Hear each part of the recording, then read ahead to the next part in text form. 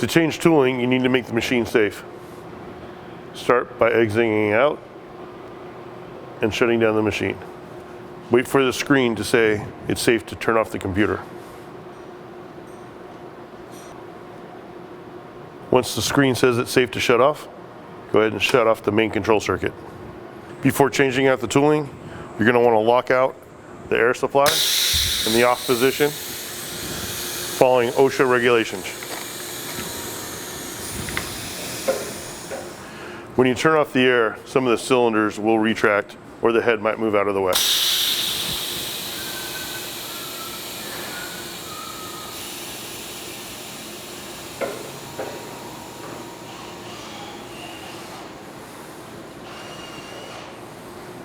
Next, turn off your main disconnect and lock it out, also following the OSHA lockout tagout.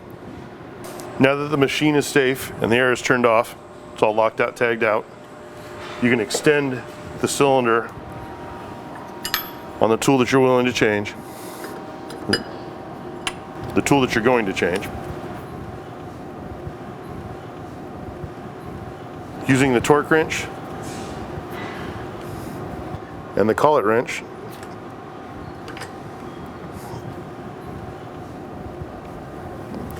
loosen the collet.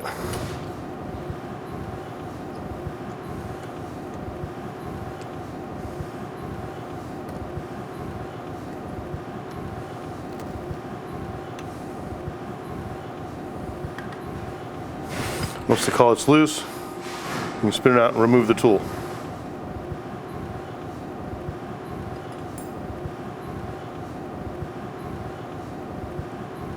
Install the new tooling.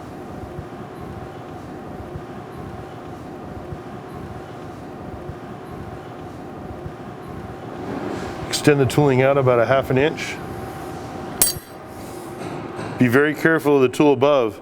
It's very sharp and it will cut you. Snug the collet up so there's a little bit of tension on it. Use the provided depth gauge. Set it to the depth.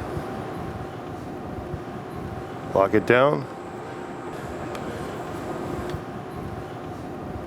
Use the torque wrench to tighten the collet.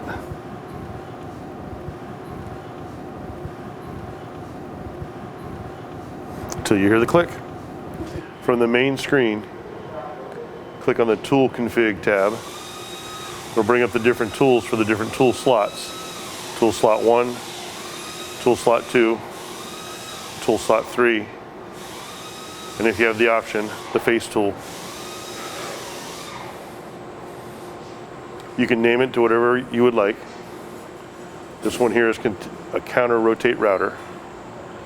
The diameter, the minimum diameter for plunge, the ideal ramp entry in degrees, the total tool length, which is the length from the edge of the collet to the tip of the tool, the max pocket depth, how deep the tool can make a cut, max bite per lateral pass, how much it'll take off each pass, the cut overlap, skin selection priority for used in Kval cam, the type of bit, whether it's wood, fiberglass, or steel, spindle RPM, max feed rate, and the percentages for the clean out feed, perimeter feed, plunge feed, and entry feed. On this particular tool, you measure the bit tip to the edge of the collet. This tool is 4 5/16. That would be the value you enter in the total tool length. From the main screen, you can go to the Calibration tab. You can calibrate the carriage axis itself. That's the whole carriage. All values will be for the whole machine. Individual router 1,